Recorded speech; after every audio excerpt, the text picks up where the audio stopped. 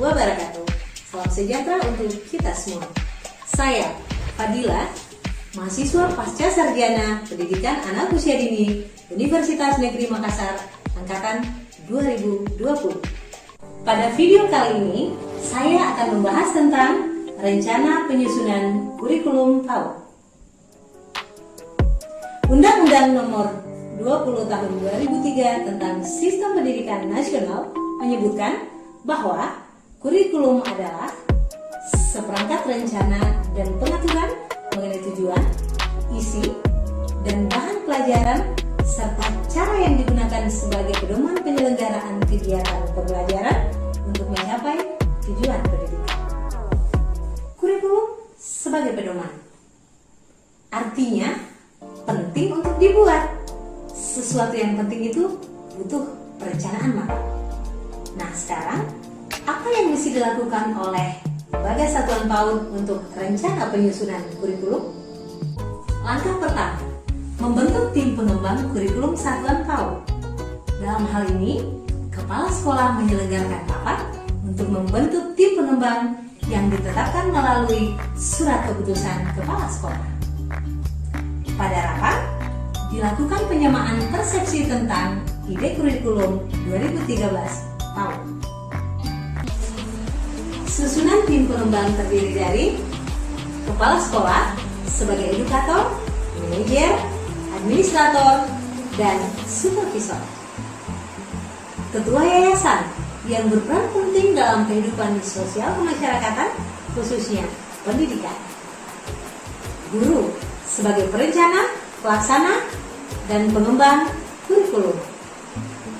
Selanjutnya, penilik dan pengawas yang berperan dalam supervisi manajerial dan akademik.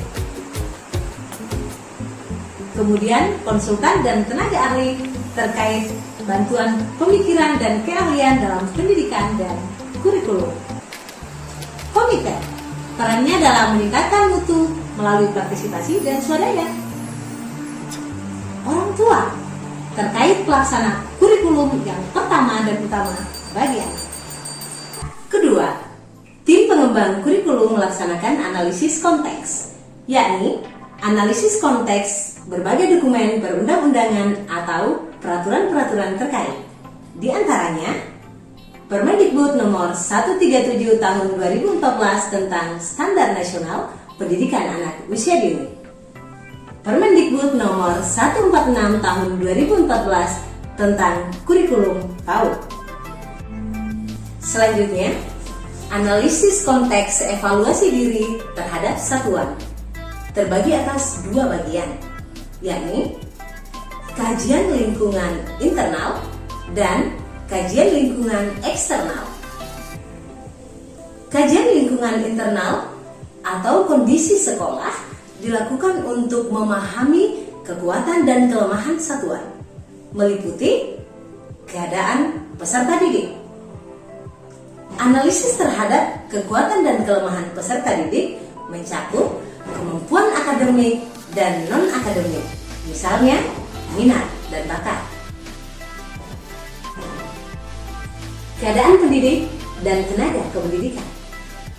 Analisis pendidik dan tenaga kependidikan penting dilakukan agar kurikulum yang disusun dan dikembangkan sesuai dengan kemampuan potensi sumber daya manusia yang ada, sehingga dapat dilaksanakan secara maksimal. Dukungan sarana dan prasarana meliputi ketersediaan, jumlah, rasio, kondisi yang memenuhi prinsip aman, bersih, sehat, nyaman dan indah, serta sesuai dengan tingkat perkembangan anak. Pembiayaan. Analisis biaya sebagaimana tertuang dalam Standar Nasional PAUD Pasal 37 meliputi biaya operasional dan biaya personal. Selanjutnya, analisis program-program. Analisis terhadap kekuatan dan kelemahan program-program dilakukan untuk menyelaraskan program sesuai kebutuhan dan potensi yang ada. Berikutnya adalah kajian eksternal untuk mendeteksi adanya peluang dan tantangan. Dapat dilihat dari masyarakat, mitra, dan lingkungan sosial sekolah. Meliputi komite sekolah yang memberi banyak kontribusi penting dalam penyusunan, pelaksanaan, evaluasi kurikulum. Keberadaan dinas-dinas terkait, diantaranya Dinas Pendidikan, Dinas Kesehatan, Dinas Pengendalian Penduduk, Keluarga Berencana, Pemberdayaan Perempuan dan Perlindungan Anak. Keberadaan dinas-dinas terkait ini menciptakan peluang penyelenggaraan pengembangan anak usia dini holistik integratif. Asosiasi profesi kerjasama dalam hal meningkatkan kompetensi pendidik dan tenaga kependidikan. Dunia industri atau dunia kerja. Rencana kegiatan pembelajaran harus mendukung tumbuh kembangnya pribadi peserta didik yang berjiwa kewirausahaan dan mempunyai kecakapan hidup. Selanjutnya, sumber daya alam dan sosial budaya masyarakat setempat. Kondisi sumber daya alam dan sosial budaya masyarakat setempat dapat dimanfaatkan sebagai peluang dan tantangan untuk mengembangkan potensi peserta didik. Analisis eksternal ini penting dilakukan agar satuan PAUD dapat memaksimalkan peluang-peluang yang ada untuk kemajuan lembaga dan kesiapan lebih awal untuk menghadapi segala bentuk tantangan ke depannya.